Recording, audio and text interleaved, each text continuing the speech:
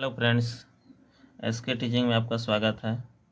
आज हम केमिस्ट्री पढ़ेंगे जिसमें एसिड, बेस एंड साल्ट पढ़ेंगे। एसिड यानी अम्ल, बेस यानी भस्म, एंड और साल्ट यानी लवण। ठीक है, इसमें देखिए पहले हम अम्ल के बारे में समझते हैं। अम्ल किसे कहते हैं, अम्ल के बारे में पहले समझेंगे। अम्ल जो है, अम्ल यानी एसिड, अम्ल यानी एसिड। अम्ल को क्या कहते हैं? एसिड कहते हैं। अम्ल देखिए, अम्ल की परिभाषा जो है, आर्हेनियस एक वैज्ञानिक था। आर्हेनियस ने देखिए क्या कहा था अम्ल के बारे में।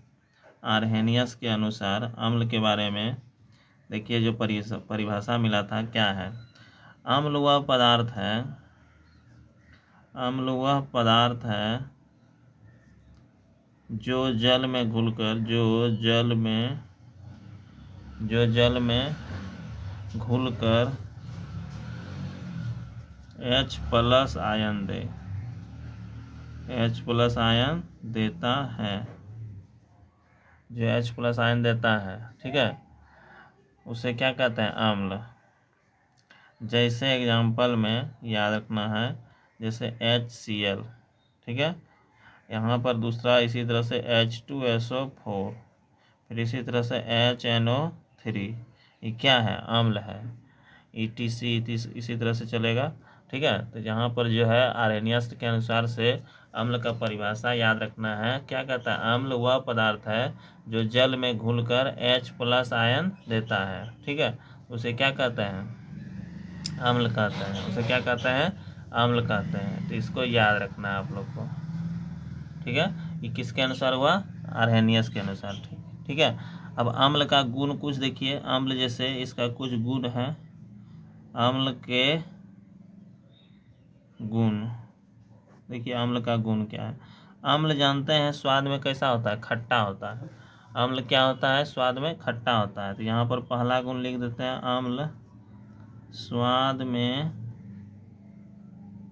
खट्टा, स्वाद में खट्टा होता है।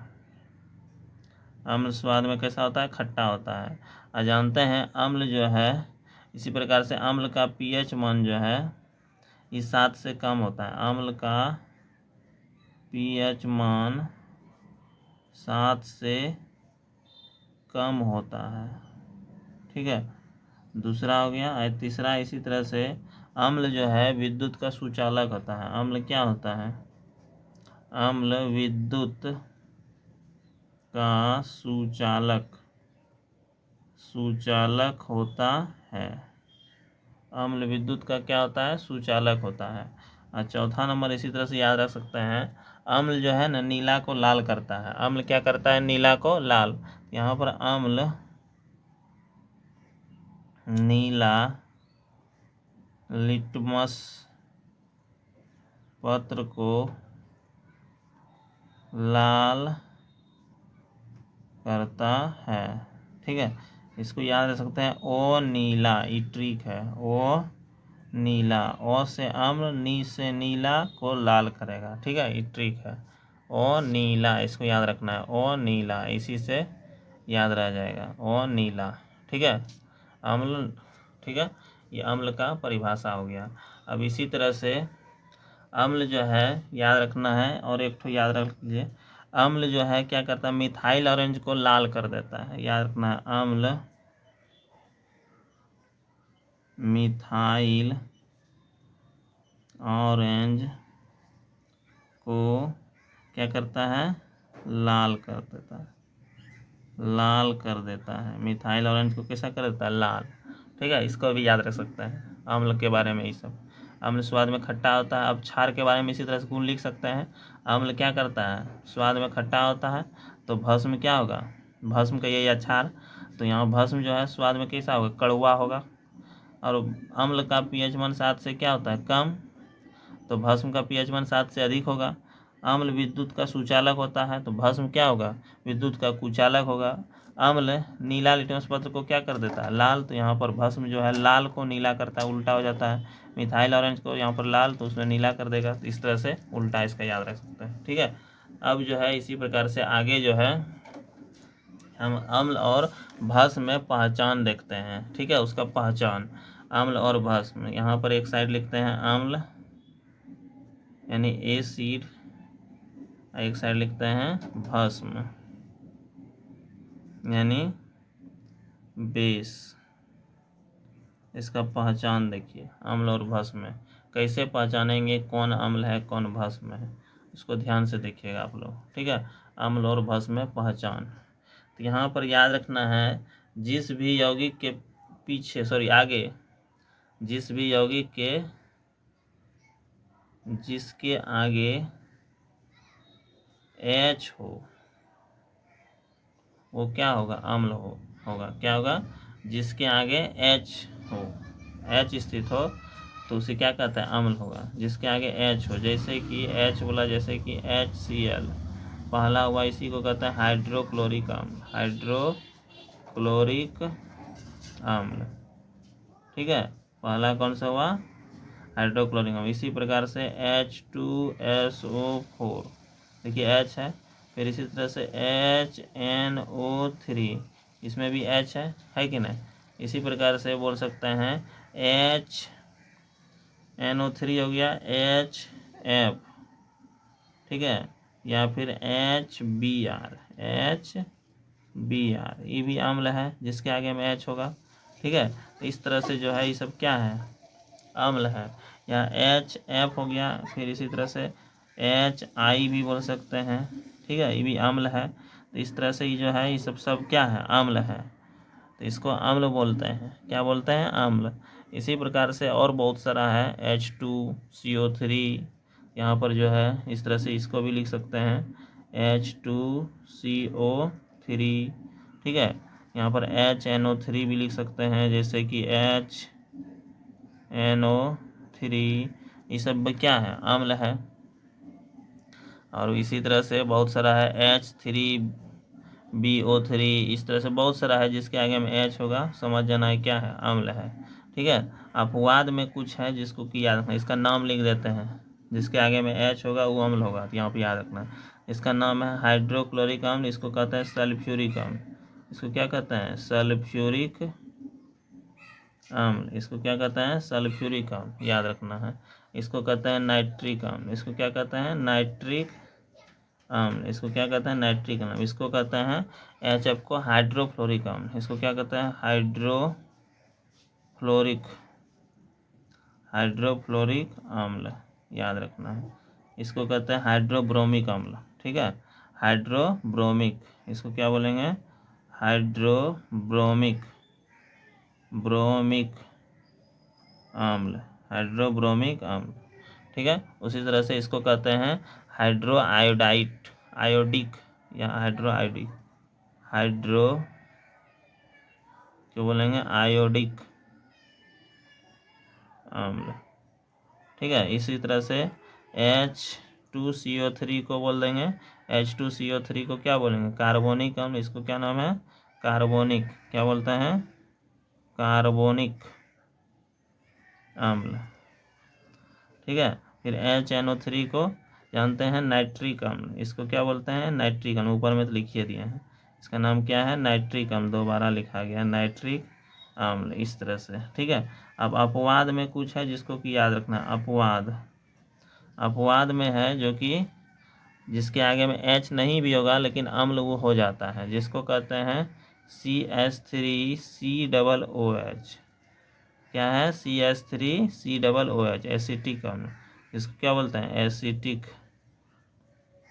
एसिटिक अम्ल, क्या है, एसिटिक अम्ल, ठीक है। और फिर एक होता है HCOOH, इसको कहते हैं फॉर्मिक अम्ल, इसको क्या बोलते हैं, फॉर्मिक अम्ल, ये भी अम्ल है, लेकिन इसके आगे में यहाँ पर तो इसमें तो H है, लेकिन यहाँ पर जो है इसमें जो है क्या है, ये तो अम्ल हो जाता है, लेकिन यहाँ पर इसमें देखिए CH3COOH, इसमें एसिटिक अम्ल में जो है इसमें H नहीं भी है, लेकिन फिर भी क्या है, अम्ल है, अपवाद में, इसको याद रखना है। इसमें तो H है, याद रखना है। अब इसी तरह से भस्म का भी एग्जाम्पल समझ लीजिए। भस्म जिसके पीछे OH हो, जिसके पीछे क्या हो, OH हो, उसको क्या बोलेंगे, भस्म बोलते हैं। जिसके पीछे क्या हो OH। तो यहाँ पर जैसे कि OH वाला सब एग्जाम्पल दे रहे हैं, जैसे ध्यान दीजिएगा, जैसे NaOH, जैसे क्या हुआ NaOH, याद रखना है। फिर KOH, पीछे में OH है कि नहीं, यहाँ पर OH बताए हैं। और उसी तरह से LiOH, उसी तरह से क्या बोलेंगे LiOH। इस तरह से इसको भी बता सकते हैं, जैसे CaOH का होल 2, ठीक है, कैल्शियम हाइड्रोक्साइड। यहाँ पर sodium hydroxide, potassium hydroxide, lithium hydroxide, यहाँ पर कैल्शियम हाइड्रोक्साइड, ठीक है। इसी तरह से बोल सकते हैं MgOH का होल 2, मैग्नीशियम हाइड्रोक्साइड। इसी तरह से Ca कैल्शियम हो गया। फिर अमोनियम बोल सकते हैं, अमोनियम हाइड्रोक्साइड NH4OH, यहाँ पर जो है अमोनियम हाइड्रोक्साइड बोलते हैं, ठीक है। इसी प्रकार से बहुत सारा है। तो इस तरह से इसको क्या बोलेंगे, इसको क्या नाम है, sodium hydroxide, sodium hydroxide, oxide, याद रखना है सोडियम हाइड्रोक्साइड। इसको पोटेशियम हाइड्रोक्साइड, ऑक्साइड, याद रखना है पोटेशियम हाइड्रोक्साइड, ठीक है। उसी तरह इसको क्या बोलते हैं, लिथियम, क्या है, लिथियम हाइड्रोक्साइड, लिथियम हाइड्रोक्साइड। उसी तरह इसको कैल्शियम क्या बोलेंगे, कैल्शियम हाइड्रोक्साइड, कैल्शियम हाइड्रोक्साइड, याद रखना है कैल्शियम हाइड्रोक्साइड। इसी तरह से मैग्नीशियम क्या बोलते हैं, मैग्नीशियम, इसको क्या बोलते हैं, मैग्नीशियम हाइड्रोक्साइड, मैग्नीशियम हाइड्रोक्साइड, ठीक है। इसी प्रकार से इसको बोलते हैं अमोनियम, इसको क्या बोलते हैं, अमोनियम हाइड्रोक्साइड, अमोनियम हाइड्रोक्साइड, ठीक है। इसी तरह से, तो इस तरह से हम लोग को पहचानने का नियम कुछ सीख लिए हैं। तो इसको याद रखना है आप लोग को, जिसको कि अच्छे से हम लोग पहचान सकते हैं, ठीक है। अब यहाँ पर जो है कुछ जो है धातु के ऑक्साइड है, उसको भी देख लीजिए थोड़ा सा। जैसे कि धातु के, याद रखना है इसमें कि धातु के ऑक्साइड, धातु के ऑक्साइड, धातु के ऑक्साइड क्षारीय होते हैं। धातु के ऑक्साइड क्या होते हैं, क्षारीय। जैसे बोलेंगे Na2O, ये क्या है, ये क्षारीय है। धातु के ऑक्साइड क्या होते हैं, क्षारीय होता है, याद रखना है। जैसे बोलेंगे K2O, पोटेशियम ऑक्साइड, इसको क्या बोलते हैं, सोडियम, इसको बोलेंगे सोडियम ऑक्साइड, इसको क्या बोलेंगे, सोडियम ऑक्साइड। इसको बोलेंगे पोटेशियम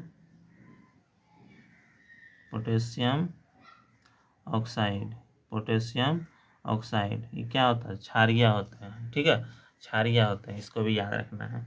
जैसे कि इसी प्रकार से MgO भी बोल सकते हैं।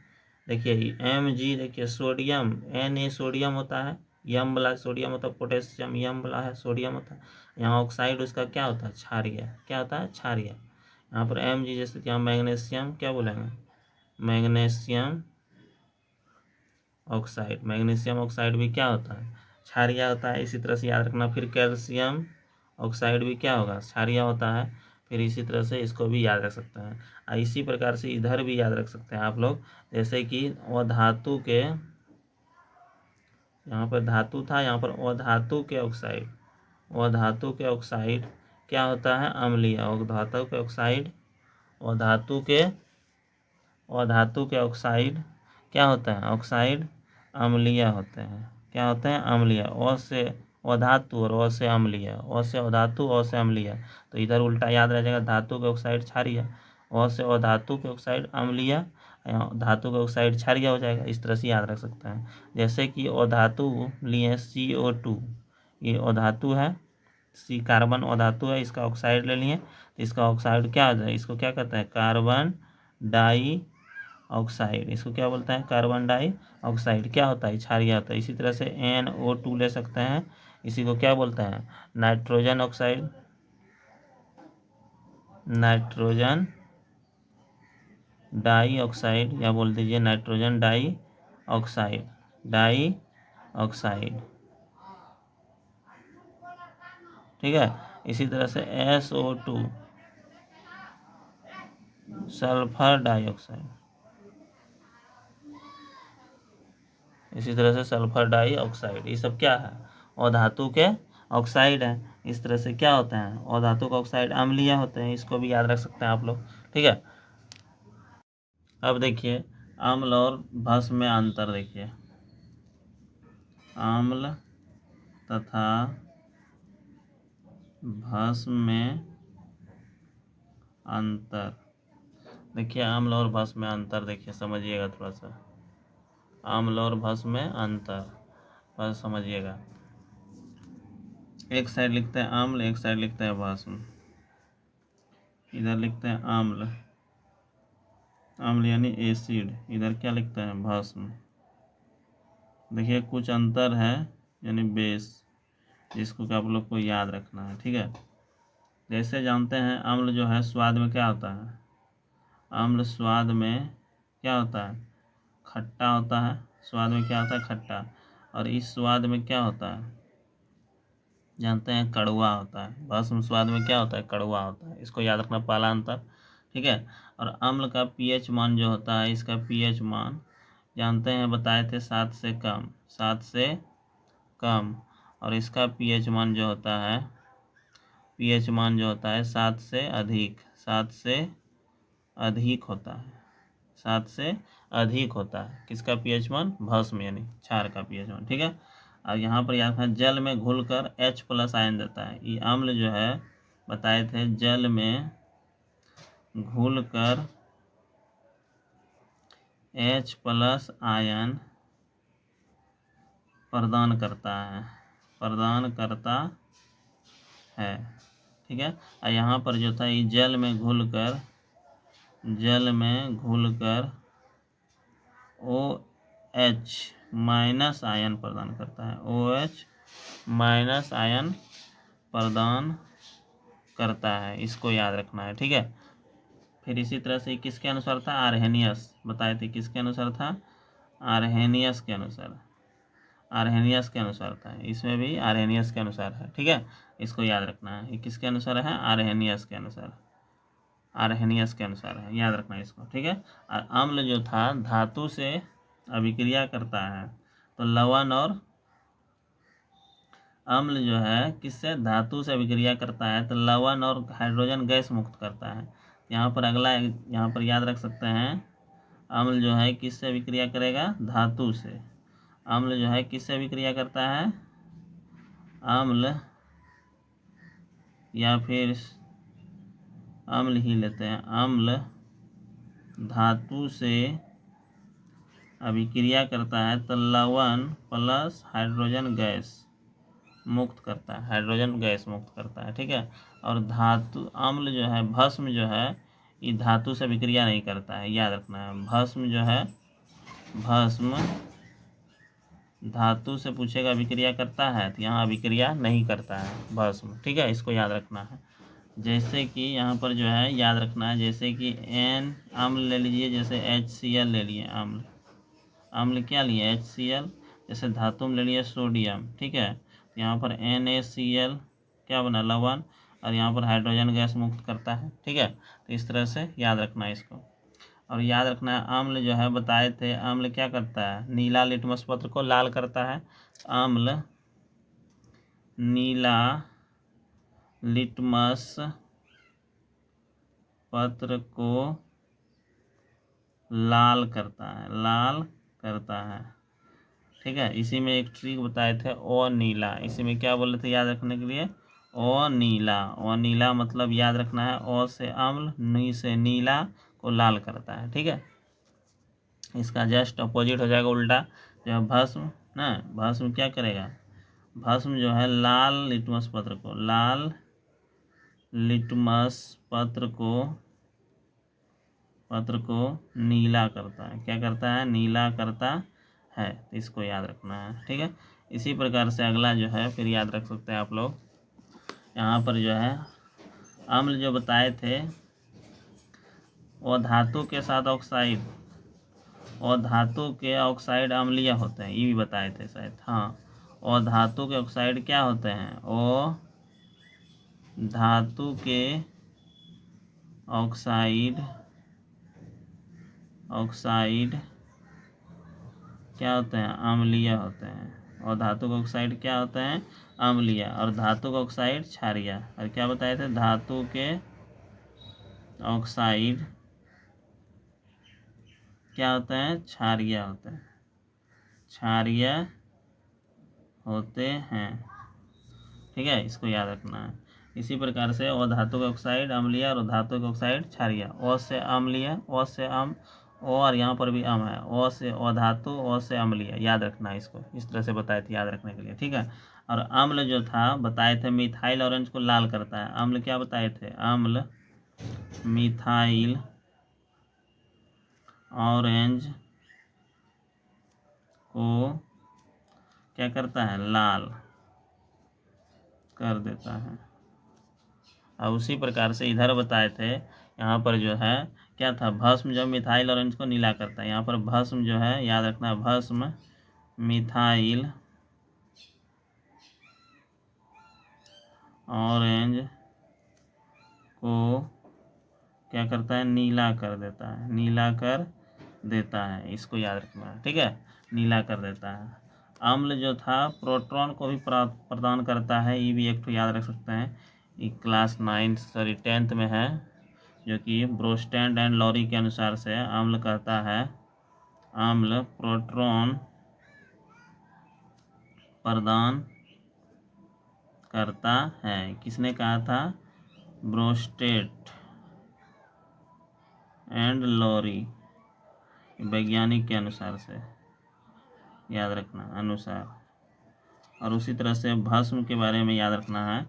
भस्म प्रोटॉन ग्रहण करता है। भस्म क्या करता है? भस्म प्रोटॉन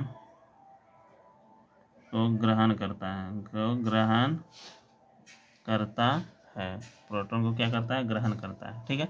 इस तरह से अम्ल और भस्म में अंतर हो गया, इसको याद रख सकते हैं अच्छा से। यहाँ पर जो है अच्छे से याद रखना है। अम्ल बताए अभी, स्वाद में क्या होता है? खट्टा होता है। स्वाद में क्या होता है? कड़वा होता है। भस्म pH मान 7 से कम, 7 से अधिक। और जल में घुलकर H+ आयन, यहाँ पर OH- आयन देता है। अम्ल धातु से अभिक्रिया कर लवण और हाइड्रोजन गैस मुक्त करता है। अब भस्म जो है धातु से अभिक्रिया नहीं करता है। अम्ल नीला को क्या करता है? लाल। और भस्म क्या करेगा? लाल को नीला, याद रखना है।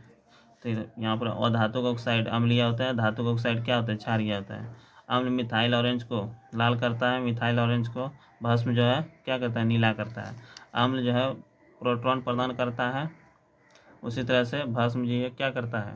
प्रोटॉन को ग्रहण करता है। इसको याद रख सकते हैं, ठीक है। अब यहाँ पर एक नोट में थोड़ा सा याद रख सकते हैं आप लोग कि सभी भस्म बताए थे, सभी क्षार, बोलिए सभी क्षार भस्म होते हैं। सभी क्षार क्या होते हैं? भस्म होते हैं। लेकिन सभी भस्म क्षार नहीं होते हैं, इसको याद रखना है। यानी भस्म में ही पानी अगर मिला देंगे ना, पानी, तो उसमें क्षार बन जाएगा, ठीक है। तो वही कहते हैं भस्म में ही क्या मिल जाएगा? जल मिल जाएगा तो क्षार बन जाता है। इसको याद रख सकते हैं आप लोग, ठीक है।